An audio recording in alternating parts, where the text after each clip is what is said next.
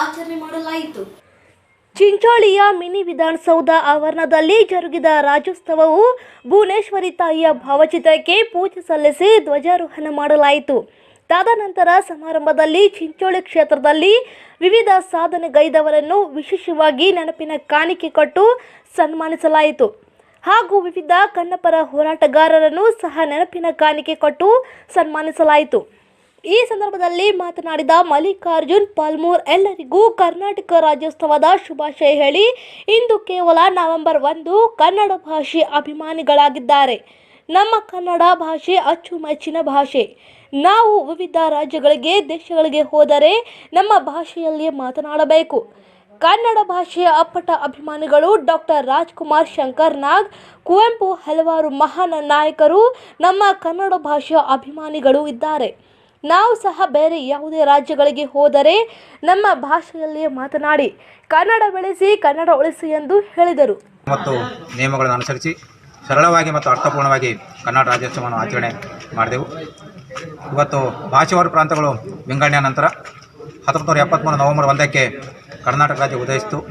ಅವತ್ತಿನಿಂದ ಇವತ್ತಿನವರೆಗೆ ನವೆಂಬರ್ 1ನೇ ತಾರೀಕಿನಂದು ಕರ್ನಾಟಕ ರಾಜ್ಯೋತ್ಸವವನ್ನು ಆಚರಣೆ ಮಾಡ್ತಾಯಿದ್ದೀವಿ.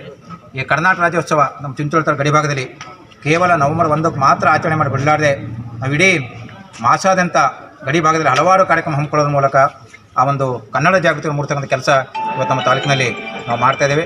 ಇವತ್ತಿನ ದಿವಸ ರಾಜ್ಯೋತ್ಸವದ ಒಂದು ನೆಪದಲ್ಲಿ ಕಳೆದ 10 ವರ್ಷಗಳಿಂದ ವಿವಿಧ ಕ್ಷೇತ್ರಗಳಲ್ಲಿ ಸಾಧನೆ ಮಾಡಿದಂಥ ಗಣ್ಯರಿಗೆ ಸನ್ಮಾನಿಸ್ತಕ್ಕಂಥ ಒಂದು ಕೆಲಸ ಇವತ್ತು ತಾಲೂಕು ಆಡಳಿತ ಮತ್ತು ಕನ್ನಡ ಸಾಹಿತ್ಯ ಪರಿಷತ್ ಮಾಡ್ತಾಯಿದ್ದೀವಿ.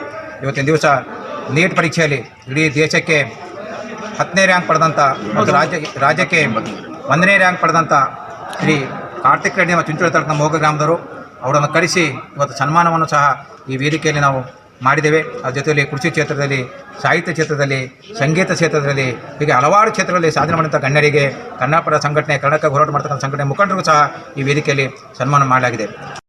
ಹೆಲ್ತ್ ಕೇರ್ ಅಸಿಸ್ಟೆಂಟ್ ಕೆಲಸ ಮಾಡಲು ಇಚ್ಛಿಸುವ ಮಹಿಳೆಯರಿಗೆ ಉಚಿತ ಊಟ, ಉಚಿತ ವಸತಿಯೊಂದಿಗೆ ಮಹಿಳಾ ಅಭ್ಯರ್ಥಿಗಳ ಸಂಸ್ಥೆಗೆ ನೇರ ನೇಮಕಾತಿಯನ್ನ ಮಾಡಿಕೊಳ್ಳಲಾಗುವುದು. ಹೆಲ್ತ್ ಕೇರ್ ಅಸಿಸ್ಟೆಂಟ್ ಕೆಲಸ ಗೊತ್ತಿಲ್ಲದ ಮಹಿಳೆಯರಿಗೆ ಸರ್ಕಾರದ ಮಾನ್ಯತೆ ಪಡೆದ ಸಂಸ್ಥೆಯಿಂದ ಉಚಿತವಾಗಿ ಕೆಲಸ ಕಲಿಸಿಕೊಡಲಾಗುವುದು. ಮೊದಲ 2 ತಿಂಗಳು ಹೆಲ್ತ್ ಕೇರ್ ಅಸಿಸ್ಟೆಂಟ್ ಕೆಲಸ ಇದ್ದು ನಂತರ ಮುಂದಿನ ಭರ್ತಿಗೆ ಶಿಫಾರಸು ಮಾಡಲಾಗುವುದು. ವಿದ್ಯಾರ್ಹತೆ 5ನೇ ತರಗತಿ, 7ನೇ ತರಗತಿ, ಎಸ್ಎಸ್ಎಲ್ಸಿ ಮತ್ತು ಪಿಯುಸಿ ಒಳಗೆ ಮಾತ್ರ. ಮಹಿಳೆಯರಿಗೆ ಮಾತ್ರ ಸುವರ್ಣ ಅವಕಾಶ. ವಯೋಮಿತಿ 18 ರಿಂದ 25 ವರ್ಷದ ಮಹಿಳೆಯರಿಗೆ ಮಾತ್ರ. ಉಚಿತ ಊಟ, ಪ್ರತ್ಯೇಕ ವಸತಿಯೊಂದಿಗೆ ಮೊದಲ 7 ತಿಂಗಳಿಗೆ ಸ್ಟೈಪೆಂಡ್ರಿ 10,000 ಇದ್ದು ನಂತರ ಸಂಬಳ ತಿಂಗಳಿಗೆ 10,000ದಿಂದ 25,000ವರೆಗೆ ಇರುತ್ತದೆ. ಇದು ಮಹಿಳೆಯರಿಗೆ ಮಾತ್ರ.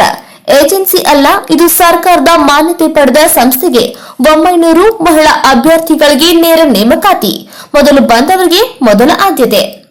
ಸಂಪರ್ಕಿಸಿ 7619532965 7619577295.